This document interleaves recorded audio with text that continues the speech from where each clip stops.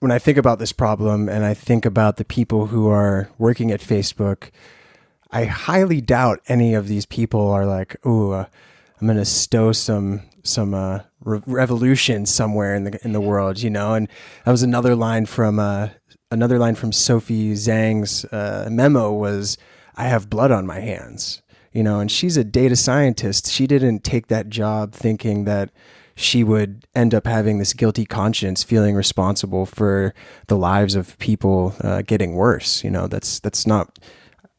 I like to think Yeah. better of people than that. You know. Yeah, it's true. Like the people there are very empathetic, and a lot like because it's Facebook, they kind of hire people who are more socially oriented.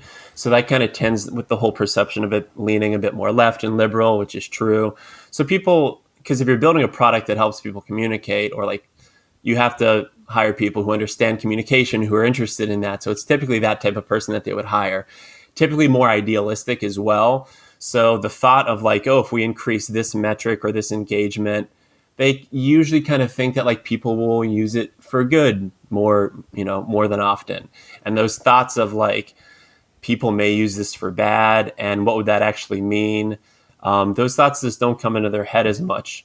Um, and especially when they're just focused on one or two small metrics that in themselves do not scream that this is a problem, but it's the Mm-hmm. combination of all these metrics that lead into these two areas of user growth and revenue growth. And so it's really that business model that incentivizes ads to become essentially like make people more predictable. So if you Mm-hmm. look at, so the two things that Facebook cares about, and you'll know this by every quarter when they come out with their numbers, all the headlines are user growth, is that staying on the same trajectory, and revenue growth, is that on the same predicted trajectory. Thus the analysts will, assign new prices to them based on if that trajectory is changing or not. So if we break it down, growth means new users or churned users. So adding new users, like I said before, a lot of those are in emerging markets. Churned users are getting people to, so a user is basically someone who signs onto Facebook one time in 30 days that they can Okay. count as a user.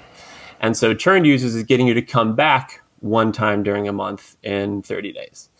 The other side is like the revenue side, which is all ads. So, and that's really like the amount of ads times the ad effectiveness, like how much can they charge for the ads. So if you think about the amount of ads and the supply, that is essentially how much time are people spending on Facebook, because they're only going to serve you an ad for every X amount of minutes or seconds that you're on, and they're not going to like cross that threshold. So getting people to stay on more means they can serve more ads.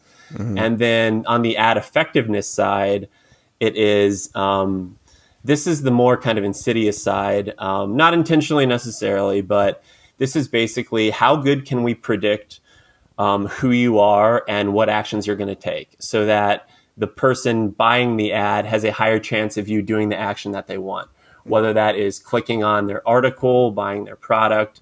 And really, what that really means, in my opinion, is basically how can we make people more predictable? And when you have this technology, um, it's they can essentially put people into predictable bubbles. Like they can look across a political spectrum and say, okay, this is like a generalized set of viewpoints that like the left or the right has, or kind of a few of like the disparate middle or far left, far right, and kind of putting people farther into those bubbles essentially makes their ads more effective, so that the person that's buying them has a greater chance of the desired outcome, like a click or a buy.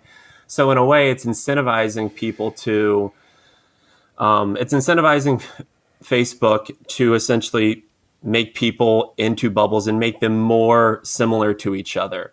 Hmm. And that grows revenue. That grows the price that they can charge for ads. And it's not that they sat out and said, in order to have more effective ads, we need to make people into these bubbles. But like that by far is the most effective way to have more effective ads. There's no really more Mm-hmm. effective way than that. If people start kind of dissenting from what they believe and start seeing new information and learning and growing, that means that the likelihood that the ad will turn out positive for them, the likelihood goes down. So thus they will be able to charge less for ads. So it unfortunately is leading to this world that incentivizes both the producers of the content of the ads and Facebook to homogenize groups of people across various spectrums, be it political, be it racial, be it cultural, other things. But as long as there's these like predictable bubbles that you can throw an ad target at and have more certainty that the ad's going to be successful, then that's how the company grows.